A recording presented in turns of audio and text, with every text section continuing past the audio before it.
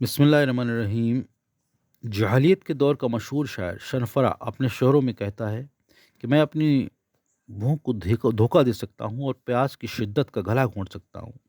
اور اگر پھر بھی بھوک کی آواز بلند ہو جائے تو میں اسے اپنے پیٹ میں کچھ اس طرح مروڑ ڈالوں گا کہ کوئی چمار بھی جوتا سیتے وقت دھاگے کو اتنے پیچ و تاب نہیں دیتا۔ بھوک اور پیاس کے مقابلے میں ایک بدوی عرب کی قوت برداشت اتنی زیادہ تھی اور ہے کہ دوسرے علاقوں کے لوگ اس کا تصور بھی نہیں کر سکتے۔ اکثر یہ دیکھا گیا ہے کہ عرب کے صحرا میں ایک اونٹ بھوک کی تاب نہ لاتے ہوئے اپنے بدن کے سارے بال کھا گیا اور اس کے بدن پر ایک بال بھی باقی نہ بچا۔ عرب میں بہار کے موسم یا بقول عربوں کے فصل روی جو صرف 3 ہفتے تک قائم رہتا ہے، ان 3 ہفتوں میں آسمان سے بارش برستی ہے اور ان علاقوں میں جو ریت سے ڈھکے ہوئے نہ ہوں سبزہ سر اٹھاتا ہے اور بعد میں گرمی کے شروع ہوتے ہی خار مغیرہ کی شکل اختیار کر لیتا ہے۔ بہار کے موسم میں جب صحرا میں ہریالی ہوتی ہے اور صحرائی ہرنیں خوراک کی تلاش میں وہاں آتی تو عرب باشندے ان کا شکار کر سکتے تھے، ورنہ اس موسم کے بعد چونکہ صحرا میں پانی اور ہریالی نہیں رہتی تو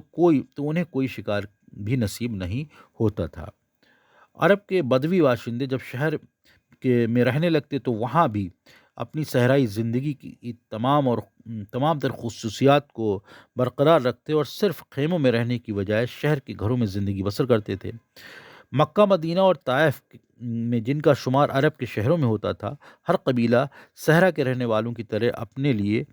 مخصوص جگہ اور حدود کا انتخاب کرتا تھا اور کوئی قبیلہ دوسرے قبیلے کے ساتھ مل کر نہیں رہتا تھا۔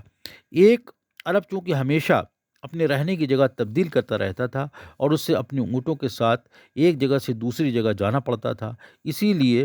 وہ وزنی سامان کا استعمال نہیں کرتا تھا اور اس کا گھریلو سامان ضروریات زندگی کی کم سے کم چیزوں پر مشتمل ہوتا تھا۔ مکہ میں قریش کے بزرگ بھی اپنے گھروں میں ایسی ہی زندگی بسر کرتے تھے، اور جیسا کہ ایک بار پہلے بھی بتا چکا ہوں کہ ان کے پاس اونٹ کے سوا ظاہری عنوان والی کوئی چیز نہیں ہوتی تھی۔ حضرت عائشہ رضی اللہ تعالیٰ عنہ پیغمبر اسلام حضرت محمد صلی اللہ علیہ وسلم کی جوزہ کہتی ہیں، جب تک پیغمبر اسلام صلی اللہ علیہ وسلم اس دنیا میں حیات تھے ہمارے گھر میں ایک چھلنی بھی موجود نہ تھی جس کے ذریعے ہم کبھی کبھار روٹی پکانے کے لیے آٹا چھان سکیں۔ قریش کے جن قبیلوں نے مکہ میں رہائش اختیار کی تھی اور اپنی زندگی کے ڈھانچے میں تبدیلی نہ آنے دی، وہ اپنے بچوں کو ان کی پیدائش کے بعد دایا کے سپرد کر دیتے تھے تاکہ ان کے بچے صحرا میں پرورش پائیں اور پروان چڑھیں۔